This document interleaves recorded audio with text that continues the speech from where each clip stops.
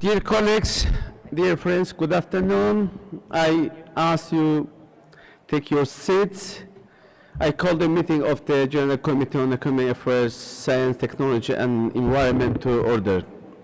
Dear colleagues, the agenda for this meeting has been distributed. Could I please invite you to adopt the agenda? Are there any objections? No objections. The agenda is adopted. Thank you.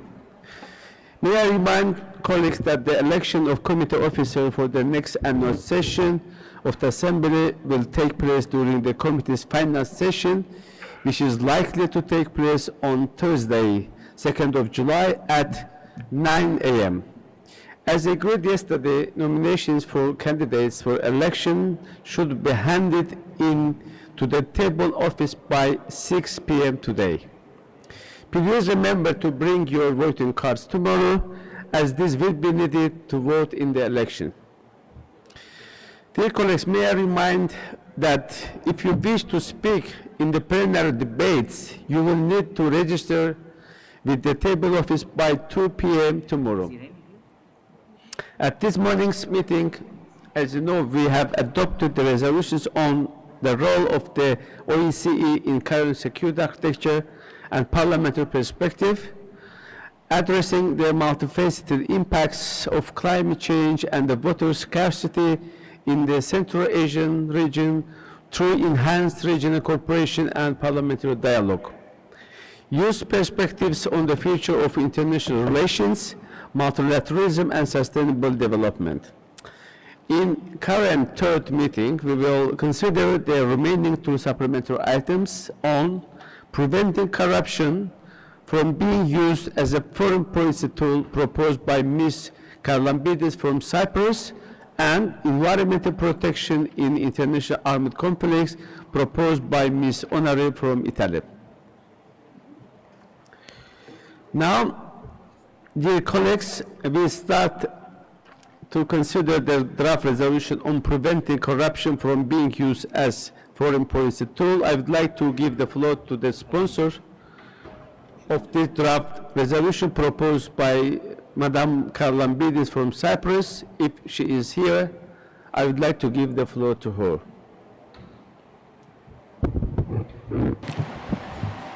I think she's coming, Mr. President. She is coming. Should we suspend just for a moment until she gets there?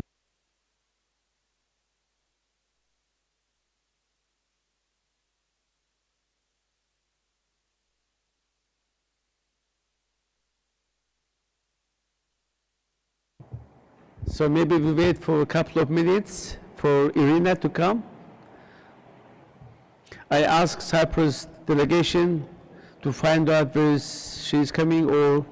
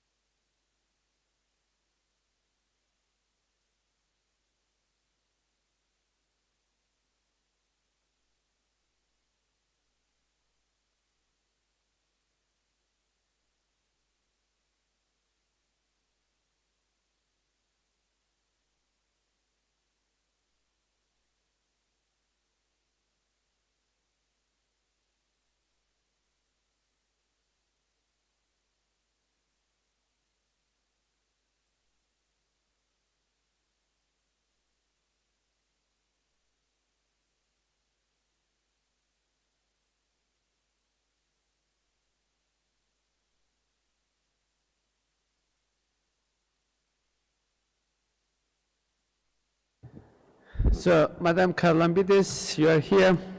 We have been waiting for you for about 3 or 4 minutes. So, are you ready to propose your supplementary item? Just give her a sec.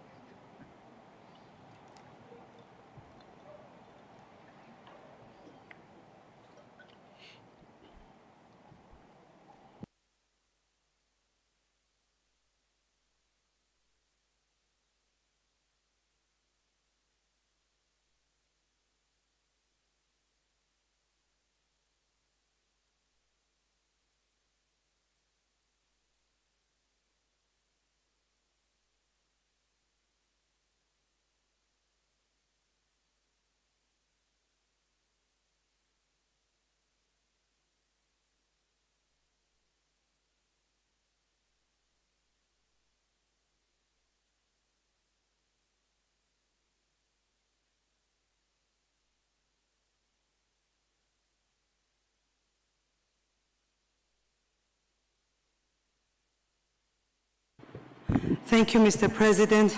I do apologize, but this building, you need a map to go around it. Sorry. Very impressive, but too big. So, dear colleagues, following our discussions in Yerevan on the topic of corruption as a fundamental threat to peace and security, I tried to crystallize in a supplementary item the essence of our concerns. Last month, I completed a mission in Malta. I had multiple meetings with senior government officials as well as representatives of non-governmental organizations. Malta is prosecuting a former prime minister and other former high-level officials on corruption charges. The decisiveness of the competent Maltese authorities in this regard is remarkable. This, as well as many other cases across the OSCE region, underline why grand corruption is so significant. Corruption can be a significant foreign policy tool in the hands of malign actors, particularly when conditions of strategic dependence prevail. Key sectors such as defense, security, and energy could be at a greater risk of interference to control states' decisions. When grand corruption and state capture occur, large-scale embezzlement, bribery, or abuse of power for personal enrichment are prevalent. And worse even, high-level officials may also use control over legislative and regulatory powers, as well as the judicial system to legalize their activities and to weaken oversight and enforcement. At the same time, I wanted to pinpoint that corruption is also threatening the effectiveness of foreign aid. Aid in weapons can end up in the black market, in financial resources can be siphoned away into the hands of corrupt individuals. Therefore, we must make sure that there are effective oversight mechanisms to ensure assistance ends up where needed so as to have maximum impact. International donors must develop a strong, holistic risk management system to prevent aid from contributing to corruption in recipient countries by linking budget support to clear anti-corruption objectives. At the same time, recipient countries must establish rigorous oversight mechanisms and perform due diligence tests. I strongly urge you to support this supplementary item to be included in our final declaration. Thank you, Mr. President. Thank you, Madam Kavlambidis. Thank you for your presentation. Now we will consider the amendments submitted to the resolution. We have to start first debate. If you don't mind, I would like to set up 2 minutes for each speakers. If there are lots of members wishing to speak, I may reduce the time limit further to try to accommodate as many people as possible. So, I'd like to give the floor to first our speaker, Honorable Percy Dawn from Canada. Thank you, Chair, and I want to first of all thank a colleague from Cyprus not only for this report, but her ongoing work to continue to promote this issue as a major problem for all our countries. Corruption is everywhere, and there is corruption in Canada. The question is, how do we fight that corruption? Because of Canada's weak laws, we are well known as an easy country for money laundering. We also have many citizens hiding their money overseas in well-known tax havens, some of which are in Europe. To address these problems, we have just passed a beneficial ownership registry, which will show who financially benefits from a company or corporation. I note that this was one of your recommendations, and I would like colleagues to press their own governments to create a transparent and open beneficiary ownership registry in their countries as well. Your report also speaks about the need to promote accountability and transparency in public procurement and this is an excellent suggestion as well. Corruption, colleagues, is not retreating, it is expanding. And as the report notes, expanding into our court systems, into our media, and as the report indicates, it is growing as a tool of foreign policy. It allows other countries to build economic dependencies, including in energy, which, as we know, given our climate, is a major concern. I compliment all of those who worked on this report, and it has my full support. Thank you very much. Now, I would like to give the floor to Miss Victoria Sparks from United States, to be followed by Miss Skadrite Abrama from Latvia. She's not here. She's not here, so then I move to our next speaker, Miss Skadrite Abrama. Please, you have the floor. Dear colleagues, I'm pleased to speak to this, in my view, very important topic, and I'm happy that the OSCE have paid attention to such issue. 16 years long I have worked in the field of competition and anti-corruption enforcement, and I have seen how these both infringements usually, which go hand in hand, can destroy the level playing field in the economy, negatively affect the public benefits, and undermine trust of society in public governments.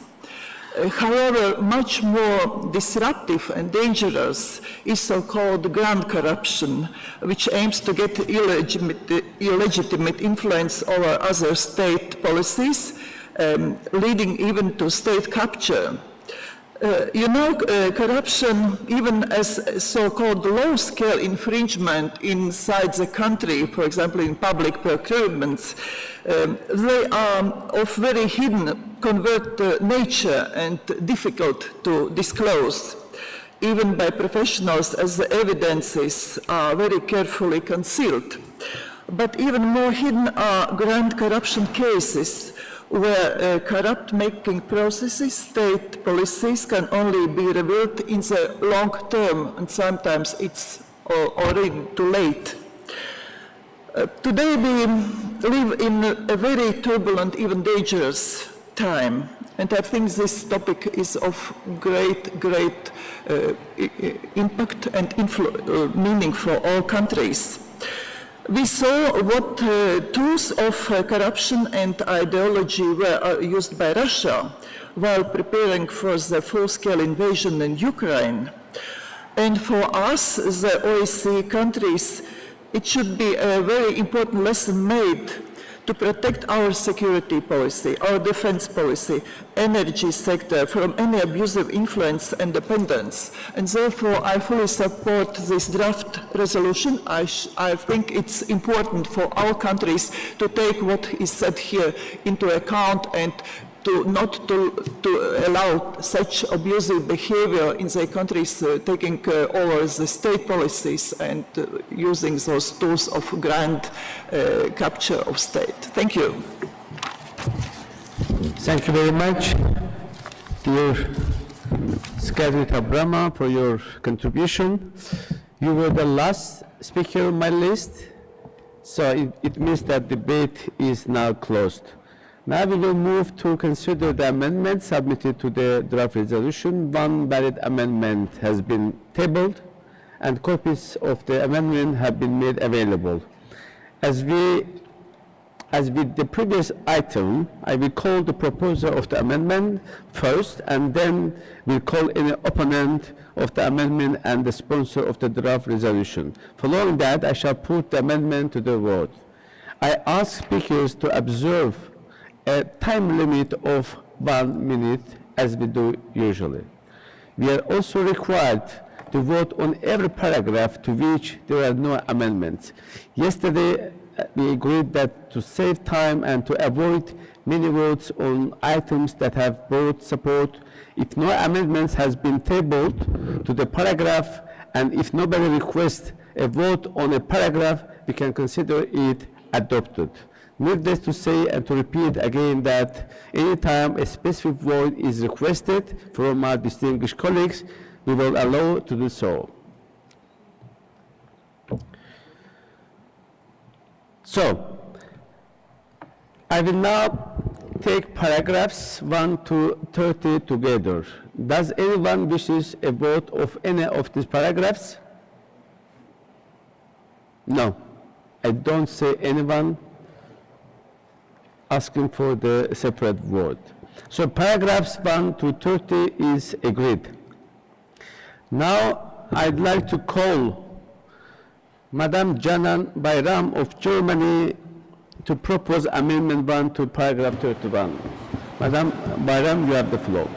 Ja, vielen Dank, Herr Vorsitzender. Vielen Dank, liebe Kolleginnen und Kollegen, insbesondere natürlich der Antragstellerin für diesen wunderbaren Antrag, der so viele gute Bereiche der Korruptionsbekämpfung abdeckt. Ich selbst bin im Deutschen Bundestag Obfrau im Rechtsausschuss. Wir befassen uns im Moment sowohl mit einer nationalen Änderung, in der wir Korruption noch stärker bestrafen, insbesondere von Mandatsträgerinnen, aber wir haben auch in der Europäischen Union den Vorschlag der Kommission zur Korruptionsbekämpfung und deswegen unterstütze ich grundsätzlich das Anliegen und all die wesentlichen Punkte der Kollegin in dem Antrag. Aus deutscher Sicht, und das hat sehr viel mit unserem Rechtssystem zu tun, haben wir einige wenige Änderungen, für die ich sehr werben würde, dass wir diese vornehmen, damit wir tatsächlich das Versprechen, was wir hier in der OSCE-Parlamentarierversammlung geben, dann auch in Deutschland in unser nationales Recht umsetzen können. Und das ist in Paragraph 31 hinter dem Wort, oder besser gesagt vor das Wort, also before Public Officials, möchten wir gerne einfügen Higher Public Officials. Das liegt daran, dass in unseren kommunalen Gesetzgebungen, in unseren kommunalen Parlamenten, auf unserer kommunalen Ebene bereits sehr viel Regulierung vorliegt und insoweit wollen wir ab einer gewissen Ebene diese Geltung auch haben. Dann haben wir einen Vorschlag, and their families zu löschen, also das herauszustreichen. Delete and their families steht in unserem Änderungsantrag und das hängt damit zusammen, dass dieses Anforderungen an Transparenz an die offiziellen Mandat- und Amtsträger erfolgen soll, wir aber die Familien davon getrennt behandeln müssen. Das heißt, so wie es jetzt vorgesehen ist, wäre das im deutschen Recht nicht möglich. Und weiterhin würden wir diesen wunderbaren Antrag gerne um einen spannenden Aspekt ergänzen, von dem ich hoffe, dass die Antragstellerin ihn auch übernehmen wird. Das ist hinter dem Wort Higher Public Officials möchten wir einfügen, in line with transparency requirement for listed companies as described in the EU regulation concerning capital marks. Ich bitte um Unterstützung für unseren Änderungsantrag. Vielen Dank.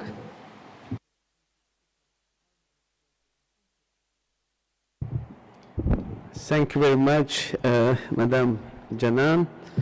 And now I would like to ask if anyone wishes to speak against this amendment. No one. Our colleague from Latvia.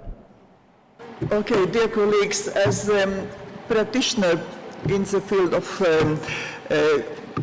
corruption, anti-corruption and cartels enforcement, I cannot agree with the proposal because, first of all, in Latvia we have this OSCE declaration mandatory for all public officials, not only for higher public officials. It's the first point, and it's very, very correct and very necessary policy. Second one is that very often we see that not only higher officials are doing such illegal activities, even of other scales professionals, other scales officials can be also initiators of corrupt actions. And therefore, I propose to use a sentence, statement how it's here, for public officials and their families, and not to change the wording. Thank you very much. Now I would like to give the floor to our principal sponsor, Madam Karlambides, for her opinion. Please, Irina, you have the floor. Thank you, Mr. President. I definitely disagree with the amendment, and I will explain why. Concerning the specific amendment, I want to note that I wouldn't like to delete the reference to family members of public officials, as it would be a significant omission. It is often the case that corrupted public officials try to hide wealth illicitly acquired by registering it under the name of their family members, especially the wives. I also wanted to avoid referring to an EU regulation, as Mrs. De Reader suggests, because not all OSCE participating states are EU member states. Although I do not consider this amendment as a hostile one, I definitely not supporting it, because imagine if the officials have no obligation to declare the family's asset, that means one politician might enter the parliament poor, leave it poor, but his wife to have 20 million in the bank under her name. So I do not agree with the amendment. Thank you. Thank you, Madam Karlambides. Now I shall put Amendment 1 to the vote. First, I will ask who are in favor of this amendment. Please raise your voting cards. In favor.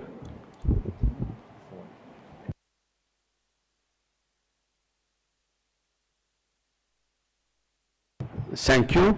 Against? 1, 2, 3, 4, 5. Thank you. Abstentions? 1, 2, 3.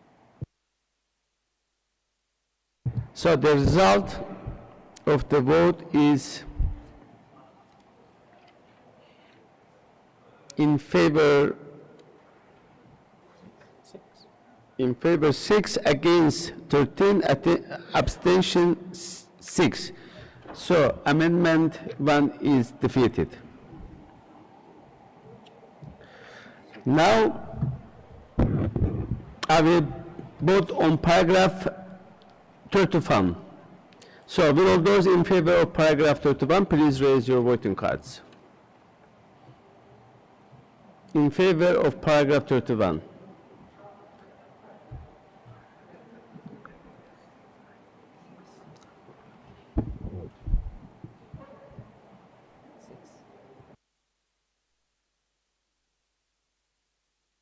Thank you very much. Against? Who are against? Please raise your voting cards. 1.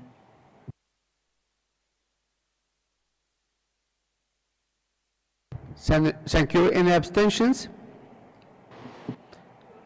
Abstentions? No, thank you. In favor 17, against 2, abstention no. So paragraph 31 is adopted. Now I will take paragraph 32 to 33 together.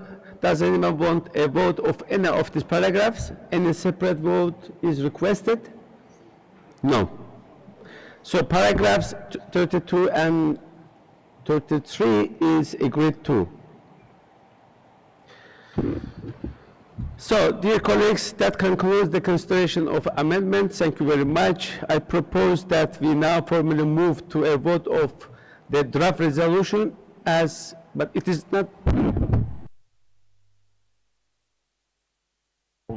So we, Not amended. no, the draft resolution is not amended, so I will propose to vote on the draft resolution as whole. So would those in favor of adopting the draft resolution, please raise your voting cards.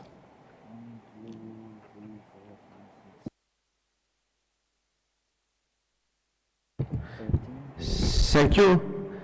Against? I think she's still on from before. Against? Zero. Thank you. Any abstention?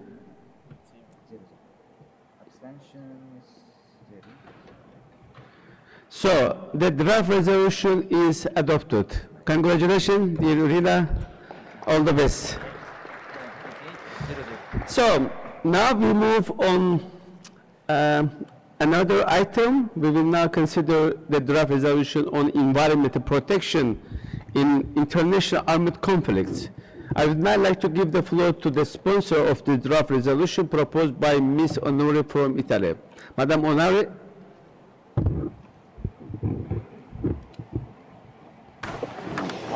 Madam Onore, are you in the hall? Yes. Yes, please, you have the floor. Thank you. On my supplementary item. So this supplementary item is about environmental damages done in the context of armed conflicts and wars, as the ICC statute already says, so the International Criminal Courts. The example we wanted to start from are the ones in Ukraine, Kakhovka Dam and Zaporizhzhia nuclear power plant. And we want to make sure, so the ratio of this supplementary item, we want to make sure that Russia is kept accountable for what he's doing, also from the point of view of the environmental damage he's provoking to Ukraine. There are several documents, also resolutions at the European Parliament, and in general, there's a debate going on this, and a debate also within each national parliament. And I think it was really important to bring this topic to this assembly today and try to do more on this. And after having had some dialogues with delegation and listening to the specific cases of in your countries, I convinced myself to try and frame this supplementary item even better. That is to say, to really focus 100% to what happens during wars and armed conflicts, and try to keep what happens not during a war or an armed conflict for a second moment, since clearly we need some more discussion and debate within each national parliament before we try a consensus and a homogeneous position.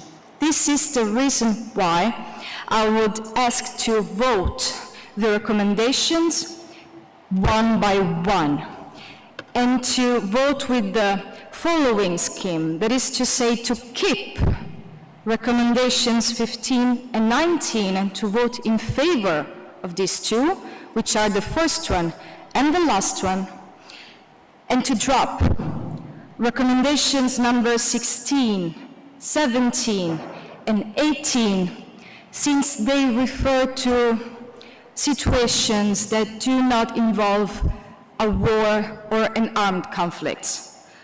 And for this reason, to vote against these three. So I'm very much aware that this is going to complicate things a little bit, and I apologize for this to all of you, but after carefully considering this topic and the importance I give it to him, I convinced myself this was the better thing to do. So I will repeat it once more just to make sure that it's clear for everybody, and of course, you can look at me if you, while voting, if you have some doubts about it. So, about points from 15 to 19, which are the recommendations, I am suggesting you the following voting scheme, which is number 15 in favor, number 16 against, number 17 against, number 18 against, number 19 in favor. I also want to bring your attention to the fact that by doing this, the supplementary item as a whole still remain very meaningful, relevant, and useful for the aims of this committee, since the first recommendation, number 1, asks to renew commitment to combat environmental crimes in international armed conflicts, and in particular to strengthen existing international instruments at their disposal, and first and foremost the International Criminal Court Statute. While the second and last recommendation asks participating states to explore and enforce innovative instruments, including non-legislative measures. I believe the supplementary item conceived this way can better meet the needs of more countries, and although we pay the price to have things a bit more complicated, I hope you will appreciate the attempt to really find as much a consensus as possible on this very important topic. Thank you very much. Thank you very much, Madam Onuari, and of course I understand what you are trying to explain for a long time. Yeah, it is not, established practice or usual practice that the main sponsor is opposing or asking to reject some of the provision or some of the item, but we understand we will do based on our rule and the procedure. I think we will find some solution, and of course we will ask for the separate votes of the paragraphs that you are talking about. Now, dear colleagues, I want to start debate, and the floor is now open for debate. As far as I understood, we have 4 speakers and on my list, and if you don't mind, I would like to ask again 2 minutes for each speaker.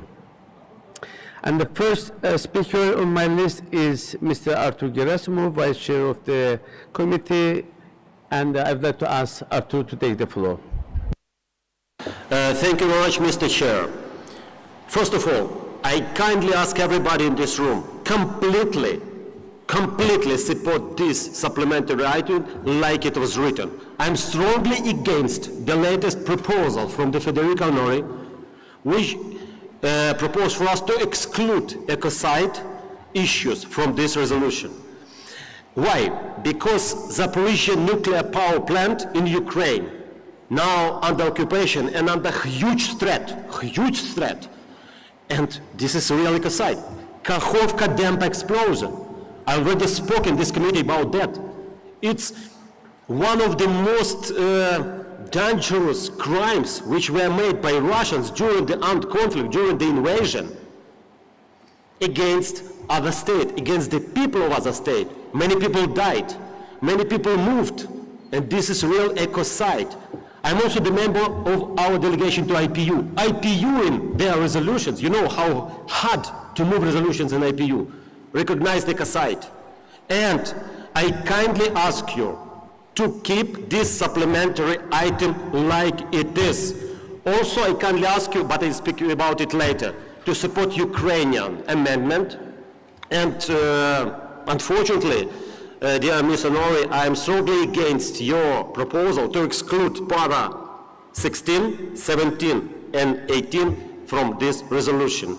And also, I will speak later on against this proposal in case they will be raised. But I understand now we will go para by para. Thank you very much. Yeah, but there's no speaking against it.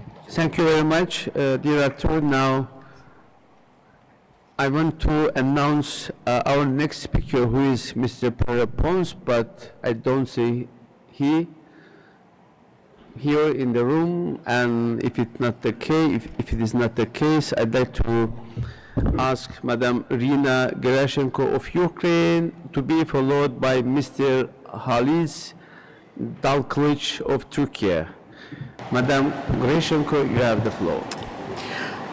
Thank you very much, dear colleagues. Thank you for this very important resolution. The topic of ecology is very important for Ukraine. Now, 4,600 cases of environmental damage due to Russia armed aggression have been recorded and documented.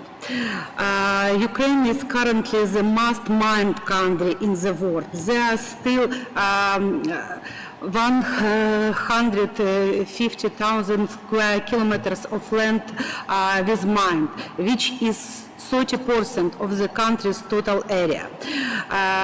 And Russia is casing as ecocide in Ukraine with consequences that will last for decided. The destruction of the Kakhovskaya Dam a year ago resulted in hundreds of human casualties and the destruction of hundreds of thousands of units of flora and fauna. Until we stop Russia, these damages will continue to rise as the shelling does not case for mining. Stopping and holding the Russian Federation accountable in the duty of the entire civilian world to preserve life and restore justice. This will be our common victory. Thank you very much, and please adopt this resolution. Thank you. Thank you very much. By that, we conclude debate for this supplementary item. Any other, I don't know, on my list, sorry, my good friend, Mr. Halis Dalkılıç from Turkey. Sorry. Çok teşekkür ederim. Sayın Başkan, değerli meslektaşlarım, ben de sizleri saygıyla selamlıyorum. Ek karar tasarısında çatışmaların ve savaşların çevreye ve ekolojik sisteme zararlarını içeren raporu okudum. Çok önemli tespitler var, katılıyorum. Ancak günlerdir devam eden hem genel kurul hem komite toplantılarımızda görmezden gelinen bir gerçeği sizlerle paylaşmak istiyorum. Aylardır devam eden İsrail'in Gazze halkına yönelik, çocuklarına yönelik saldırıları devam ediyor aralıksız. Yaklaşık 40 bin insanı öldürdüğü ve soykırım uyguladığını görüyoruz İsrail'in. Aynı zamanda ekolojik sisteme, aynı zamanda çevreye verdiği zararlar, kullandığı konvansiyonel silahlar ve fosfor bombalarıyla çevre katliamını da beraberinde yapıyor. Adeta çevre soykırımını da beraber yapan İsrail'e, AGİT üye ülkelerinin, işbirliğimizin yaptırım ve bu konuda gerçekten çok güçlü bir şekilde ses çıkarmamız gerekiyor ve bu saldırıları bir an önce durdurmaya ve hem çevreye hem insanlığa karşı işlediği soykırıma son vermeye davet ediyorum. Biz burada toplantılar yaparken Gazze'de çocuklar ölüyor. Sadece Rusya, Ukrayna'da değil, savaş Gazze'de de insanlık ölüyor. Saygılar sunuyorum. Distinguished Chair, dear colleagues, I greet you all with respect. I have read the report on environmental protection in international armed conflicts.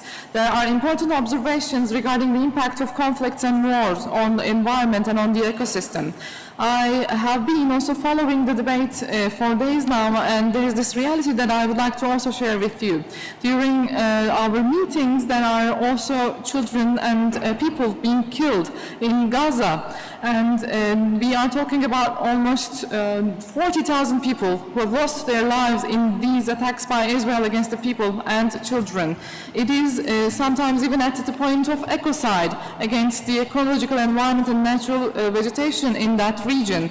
So I would like to invite OSCE participating states to make a call for the end of all these attacks towards not only people but also the environment. We need to have a strong voice here in this parliamentary assembly. We need to make a call to make a stop to this ecocide and also this massacre which is ongoing. So there's this war going on not only in Ukraine,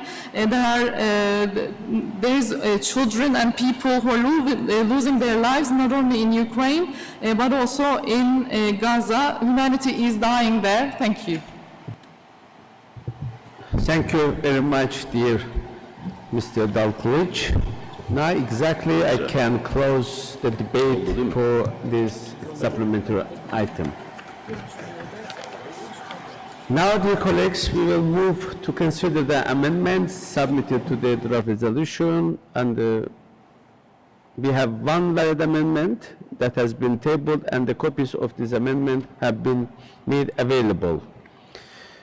According to our rule, I have to repeat again that, as we did previously, I will call first the proposer of the amendment, and then we call if any colleagues wishing to oppose this amendment, and afterwards I will ask for the principal sponsor of the draft resolution. Following that, I shall put amendment to the vote. I kindly ask speaker to observe a time limit of 1 minute. We are also required to vote on every paragraph to which there are no amendments. As before, if no amendment has been tabled to the paragraph, and if nobody requests a vote on a paragraph, we can consider it adopted. Needless to say, anytime a specific vote is requested, we will do so. Dear colleagues, now I would like to take paragraphs 1 to 8 together. Does anyone wishing to vote of any of these paragraphs? No separate votes is requested, so paragraphs from 1 to 8 are adopted. Now I'd like to give the floor to Mr. Artur Gerasimov of Ukraine to propose amendment 1 to paragraph 9. Mr. Gerasimov, you have the floor. Thank you very much, Mr. Chair, dear colleagues. First of all, in any case, I want to say thank you to Federica Honore to submitting this supplementary amendment. It's really helpful. We in Ukraine were totally supporting it. About this particular amendment, two things I want to tell you. In the text, not clearly understand it that Novakha dam was destroyed, was exploded by Russian troops. That's why we want to put the wording by the Russian Federation, because already proved by many facts that Russians did it. On purpose did this ecocide, on purpose did it ecological catastrophe. And the another thing, the river name is not Dnipro. And by the way, I want to say thank you for all MPs from different countries for changing Kiev to Kyiv, because that's exactly the name of our capital, who is staying strong. Thank you very much. Thank you very much. Now I would like to ask if anyone wishes to speak against this amendment. No one? It is not the case. Now I would like to ask Ms. Honore's opinion of the amendment. Please, Madam Honore, you have the floor. Thank you, Mr. Chair. Thank you, Ms. Pieper, for suggesting this amendment. I find this is an excellent amendment that really improved the quality of this text. So I'm totally in favor of this amendment. Thank you. Now I shall put amendment 1 to the vote. First, I will ask who are in favor of this amendment. Please raise your voting cards.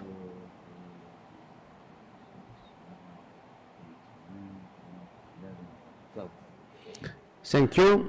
Against? Against. Who are against of this amendment? Thank you. Abstentions? Thank you. Amendment is adopted. Now I will vote on paragraph 9 as amended.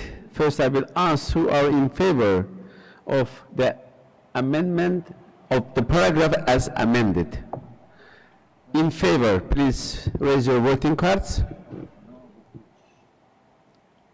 Thank you very much. Who are against of the paragraph as amended? Thank you. Any abstention? None. Thank you very much. Paragraph 9 is adopted as amended. Dear colleagues, now I will take paragraph 9 to 19. Sorry, 10 to 19 together. Does anyone want a vote of any of these paragraphs? As far as I know, Madam Honore wants to ask for the separate paragraphs. Please, Madam Honore, you have the floor. Thank you, Mr. Chair. For the reasons I tried to illustrate before, I would like to ask you to vote these paragraphs one by one, especially when it comes to the recommendations and in light of also how the debate developed a little bit before, which I already consider something useful and positive, since debate and discussion is really important when it is about these very relevant and important topics.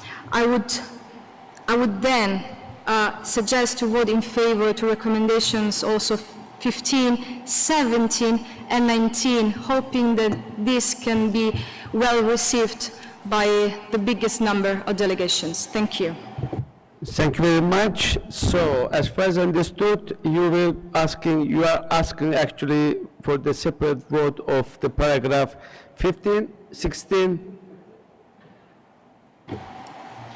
I'm asking for the separate vote of paragraphs from 15 to 19, one by one. Thank you, I understand. So, before doing that, I would like to ask to vote from paragraph 10 to 14. So, are there any objections? Are there any requests for the separate vote of these mentioned paragraphs? 10, 14? No. The paragraphs from 10 to 14 is adopted. Now we will vote separately paragraph 15 and then go ahead. So, dear colleagues, I put now paragraph 15 to the vote, and the first ask who are in favor of the paragraph 15. Please raise your voting cards.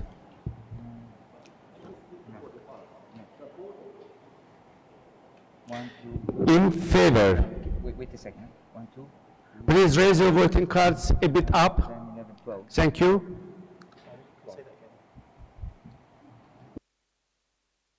Thank you. Against?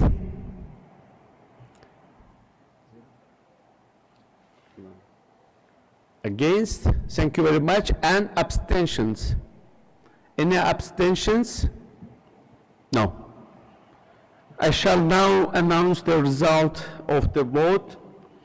In favor 33, against 1, at abstention 0. So paragraph 15 is adopted. Now I shall put amendment 16 to the vote. Paragraph 16 to the vote, and the first I will ask in favor. Please raise your voting cards who are in favor of the paragraph 15. 16, sorry. 2, 3, 4, 5, 6, 7, 8, 9, 10, 11, 12. Paragraph 16 in favor.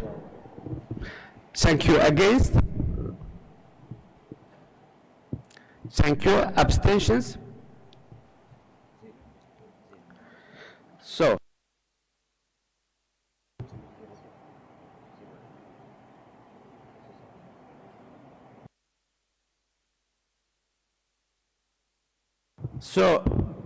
in favor for the paragraph 16 is 23, against 1, abstention 4. So paragraph 16 is agreed to.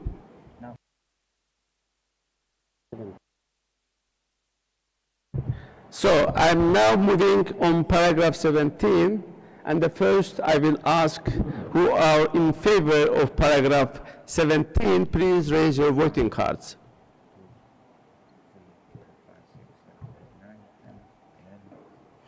13. Thank you very much. Who are against paragraph 17? 1. Thank you very much. And abstentions? Any abstentions? Thank you very much. So, paragraph 17 is adopted by the votes in favor 31, against 1, abstention 1. So paragraph 17 is adopted. Now I shall put to the vote of the paragraph 18. Please raise your voting cards if you are in favor of the paragraph 18.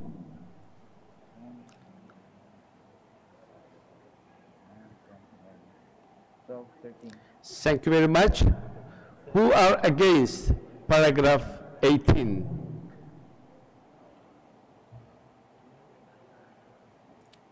Thank you very much. Abstentions? Thank you very much.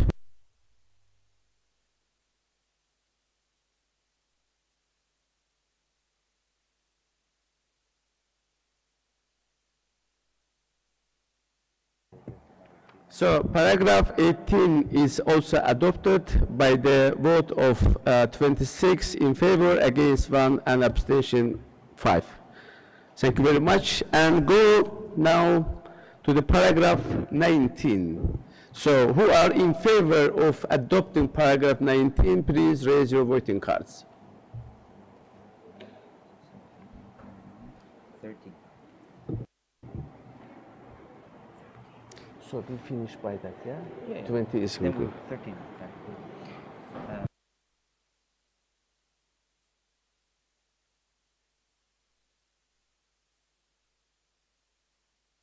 Thank you. Against?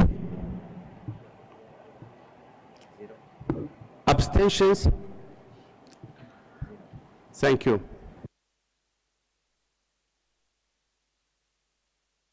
In favor 29, against 0, abstention 0. Paragraph 19 is also adopted. Thank you very much. So, dear colleagues, by that we conclude the consideration of amendments. I'm very grateful to all of you for your great contribution. Now I propose we formally move to the vote on draft resolution as amended. Would those in favor of adopting the draft resolution as amended, please raise your voting cards. In favor? 3, 4, 5, 6, 7, 8, 9, 10, 11, 12, 13. Thank you very much. Against?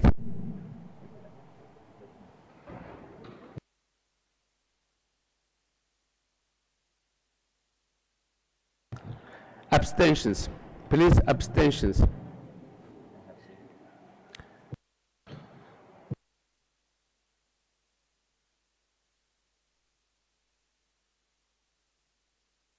Dear colleagues, the resolution is adopted as amended by 30 votes in favor, against 1, abstention 0. So, Madam Rapporteur or General Sponsor, honorary congratulations. Dear colleagues, now we came to the end.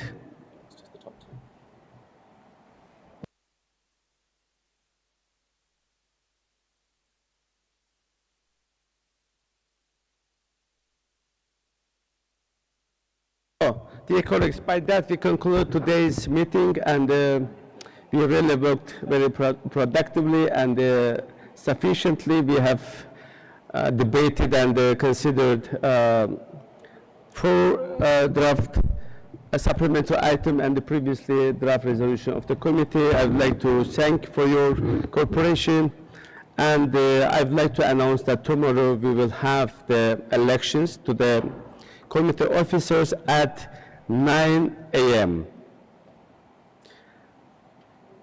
So, by that we finish. I'd like to thank again you, and have a great evening today, and please be in time tomorrow at 9 o'clock. And don't forget, please, to bring your voting cards. It is very necessary to be registered as a voter and to take part in the election. Thank you very much.